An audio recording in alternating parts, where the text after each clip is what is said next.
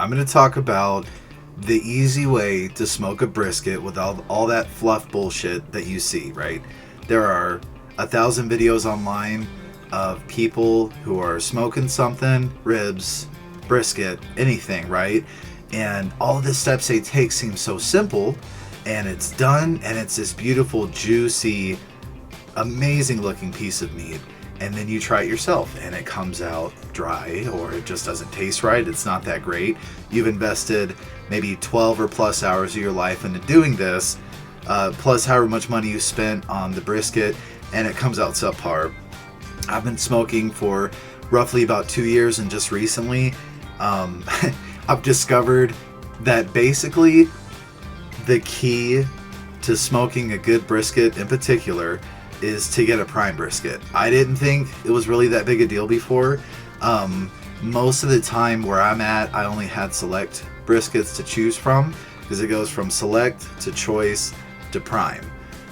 There were a few times I had choice briskets. I definitely had a lot better results, but just recently, the first time I did a prime brisket over the choice, and lo and behold, it was the best brisket, just falling apart, juicy, just like the videos. So I discovered that 80% of smoking a good, amazing, successful brisket is the meat, which I don't feel like a lot of videos really emphasize that, because I would follow steps. I would try different things I saw online.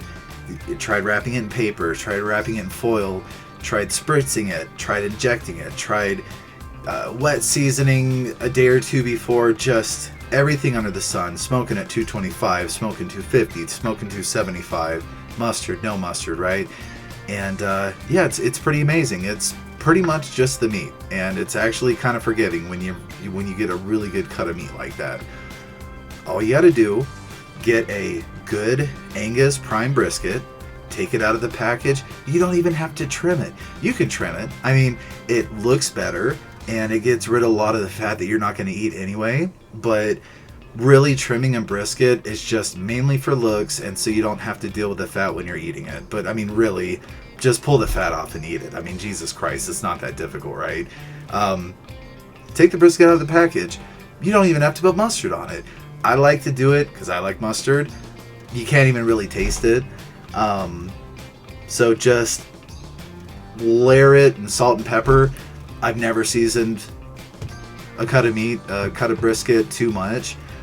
Just about every video you're going to watch, it's going to show it pretty heavily layered on either side. And you can just do salt and pepper.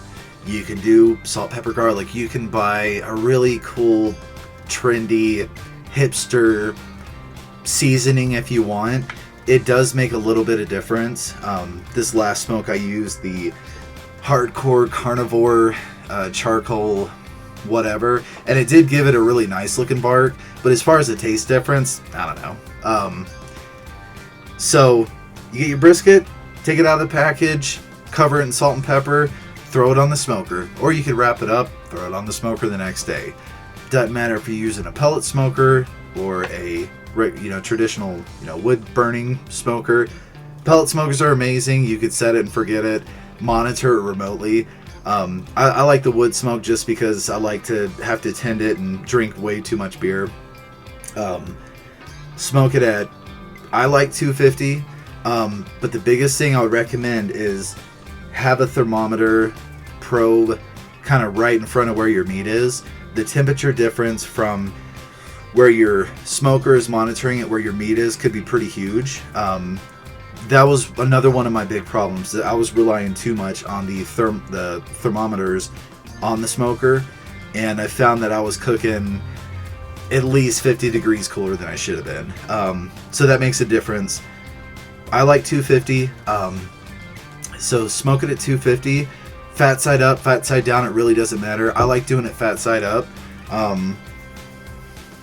Have a probe in there, kind of where the flat needs to point, and once it reaches anywhere from 155 to 165, even that really doesn't matter.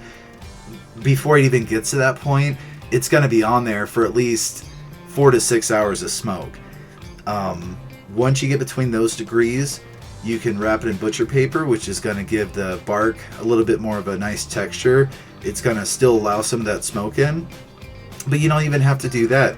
If you're not too familiar with doing this, if you're kind of a beginner, just wrap it up in tin foil. And if you want to make sure it's even more tender, put some barbecue sauce in there, put some beef broth in there. Again, that really doesn't matter anyway.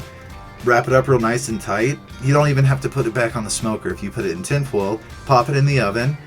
If you pop it in the oven and it's in tin foil, you can even crank it up to 300 degrees to finish the cook.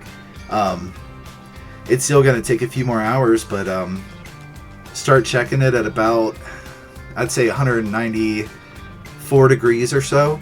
And as soon as that probe goes in there like butter, it's done. The better cut of meat you have, the sooner it's going to be done. Typically on the select and choice cuts that I've made, it's been right around 203 to 206 before it's that tender.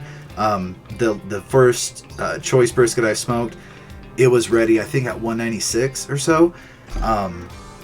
So yeah, that's it. That's the secret to a brisket. And all of these stupid videos online, I mean, they're great, and they're great people who smoke it, and they some amazing results. But for just the regular person, that's the biggest key. Just get a good cut of meat. And I'll go ahead and go through the video of this last smoke I did. I was kind of lazy. I didn't record me actually smoking it too much. And even the final result, I didn't feel like recording, so I got some pictures of it.